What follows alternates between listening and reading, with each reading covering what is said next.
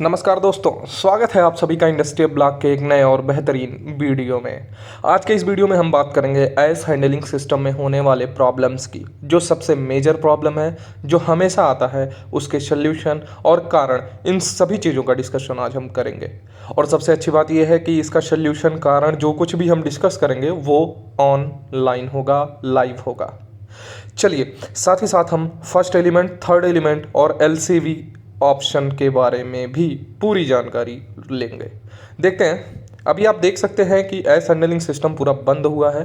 System fault condition में show कर रहा है। जितने भी ऑपरेशन सिस्टम है सब फॉल्ट में है। क्या प्रॉब्लम है, इसको आप यहाँ से समझ सकते हैं। साथ ही साथ मैं आपको अब सेपरेटली एक एक करके समझा रहा हूँ कि इसमें प्रॉब्लम क्या आ रही है। देखिए, एस हैंडलिंग सिस्टम में क्या होता है कि हमारे पास सामने जो दिए गए हैं ये सिस्टम है। System number 1 2 3 4 5 and 6। इसमें आप देख सकते हैं पहला सिस्टम जो है वो इको हॉपर का है, एपीएच हॉपर का, फिर ESP field 1 hopper, ESP field 2 hopper, ESP field 3 hopper and ESP field 4 hopper आपके सामने शो ऑफ हो रहा है। लेकिन इसमें प्रॉब्लम ये आ रही है कि आप सारे के सारे हॉपर, जो भी आपके सामने हॉपर दिख रहे हैं, सब के सब में फॉल्ट दिख रहा है। अब क्या फॉल्ट है वो देख लीजिए। कन्वेइंग एयर प्रेशर रेड दिखा रहा है, line block system 3, line block system 5। इतनी प्रॉब्लम हमारे सामने है। ये प्रॉब्लम डेडिकेट किया गया है कि ये प्रॉब्लम है और इसके सल्यूशन के बारे में अभी हम आगे बात करेंगे। सबसे पहले आप प्रॉब्लम देख लीजिए। ये जो आपके सामने रेड इंडिकेशन दे रहा है, इन द सेंस कि ये प्रॉब्लम्स हैं। Green indication in the sense कि हमारे प्रॉब्लम हेल्दी है, सिस्टम हेल्दी है, ये चल रहे हैं। ठीक है ना दोस्तों। अब देख लीजिए, अब मैं एक एक करके बता रहा हूँ। इंस्ट्रूमेंट हेडर एयर प्रेशर जो है वो एग्जैक्टली बहुत अच्छा चल रहा है, उसमें कोई प्रॉब्लम नहीं है। दूसरा, कन्वेइंग एयर रिसीवर प्रेशर। तो सबसे पहले जा करके जो हमारे कन्वेइंग एयर कंप्रेशर हैं उनको चेक करिए। अगर प्रॉब्लम है उसको सॉल्यूशन दीजिए कंप्रेशर को इंस्ट्रूमेंट से बात करके। दूसरी, अब हम देख सकते हैं कि इनेबल कमांड जो है वो ओके नहीं है, conveying air pressure not okay.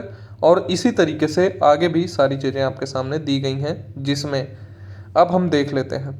जो हमारा ये इनलेट वाल्व है वो 18 पर ऑपरेट हो रहा है, कन्वेइंग जो मिनिमम है वो 20 पर है, रीसेट बी टाइमर जो है वो 5 पर है, साइकिल गैप जो है वो 70 पर है। और इसमें जो रेड इंडिकेशन के साथ है वो ये है कि enable condition not okay, conveying pressure not okay. इसमें भी प्रॉब्लम आपने डेडिकेट कर लिया, क्या प्रॉब्लम है। दूसरी, आपके सामने एक और दिख रहा है, वो दिख रहा है वेसल प्रेशर लो। इसका भी जो रीजन हो सकता है वो कहीं ना कहीं कन्वेइंग प्रेशर से ही जुड़ा हुआ है।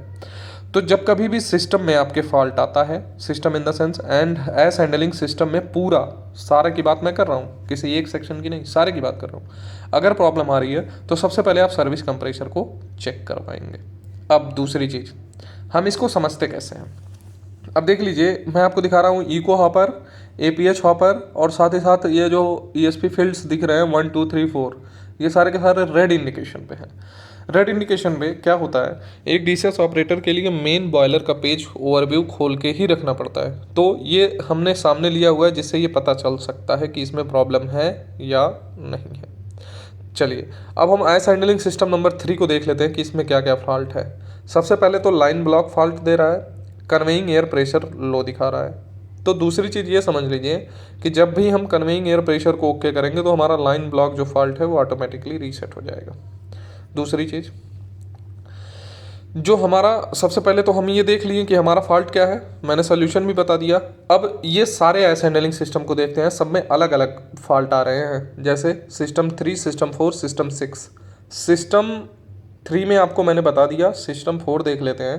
कन्वेइंग एयर प्रेशर लो दिखा रहा है, फिर दिखा रहा है कन्वेइंग प्रेशर लो दिखा रहा है, रिसीवर प्रेशर भी लो है। अब 6 की बात कर लेते हैं तो रिसीवर प्रेशर और कन्वेइंग प्रेशर लो है। ठीक है ना, इससे तो आपने फॉल्ट डेडिकेट कर लिया।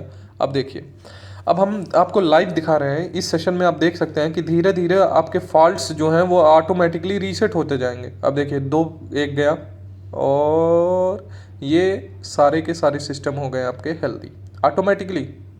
अब ये कैसे हुआ, क्या रीज़न है कि ये सारे के सारे सिस्टम ग्रीन पे आ गए। इसका एक रीज़न है, एकमात्र रीज़न है, हमने दोनों सर्विस कंप्रेसर जो हैं वो लाइन में ले लिया। पहले हम एक सर्विस कंप्रेसर लाइन में लेते थे तो हमारे प्रेशर लो हुआ, किसी भी कारण से प्रेशर लो हुआ। अब हमने क्या किया कि दोनों ले लिया। ठीक है ना दोस्तों। अब समझ लेते हैं कि फर्स्ट एलिमेंट क्या होता है, थर्ड एलिमेंट क्या होता है। First element in the sense ये केवल ड्रम लेवल को देखेगा। फर्स्ट एलिमेंट जो है वो सिर्फ ड्रम लेवल को देख करके कंट्रोल वाल्व को खोलेगा, बंद करेगा। ठीक है ना दोस्तों। थर्ड एलिमेंट का मतलब ये होता है कि थर्ड एलिमेंट में हम तीन चीज़ों को कंट्रोल करते हैं एक ही सेक्शन से, drum level, flow transmitter main stream का, और फिर फीड वाटर फ्लो का ट्रांसमीटर दूसरी चीज़। और एक चीज़ समझ लीजिए, अब मैं आपको वीडियो हटाता हूँ और सीधा पिक्चर पर लेकर के चलता हूँ जिससे आपको ज़्यादा समझ में आएगा। ठीक है ना। ये LCB इंटरलॉक है, इसके बारे में अभी हम बाद में बात करेंगे। अब देख लीजिए ये element boiler drum level selection के एलिमेंट्स हैं, फर्स्ट एलिमेंट और थर्ड एलिमेंट। एक कंट्रोल लूप होता है जो आप देख सकते हैं ऑटो में ऑपरेशन करता है, और ऑटो में ऑपरेशन जो होता है वो यही एलिमेंट करता है, सिलेक्शन एलिमेंट करता है। अब ये सिलेक्शन एलिमेंट होता क्या है दोस्तों, मैंने आपको पहले भी बताया है कैस्केड कनेक्शन, जैसे दो चीज़ों पर हम कैस्केड कनेक्शन करते थे वैसे ही एक तरीके से सीधा समझ लीजिए कि बिल्कुल वैसे ही काम करता है। क्या काम करता है वो देखिए। जो हमारा ड्रम लेवल है उसमें 100% दिया गया है। दूसरी चीज़, ये जो SP सेट पॉइंट देख रहे हैं, प्रेशर प्रेजेंट वैल्यू देख रहे हैं, और ओपनिंग परसेंटेज देख रहे हैं, वो देख रहे हैं। ये जो सिलेक्शन है हम थर्ड एलिमेंट के अगर सिलेक्शन पे रखे हैं तो ये तीन चीज़ों को ऑपरेट करके इस कंट्रोल वाल्व को कंट्रोल करता है। तीन चीज़ों को ध्यान में रखेगा, main stream flow, feed water flow और ड्रम लेवल।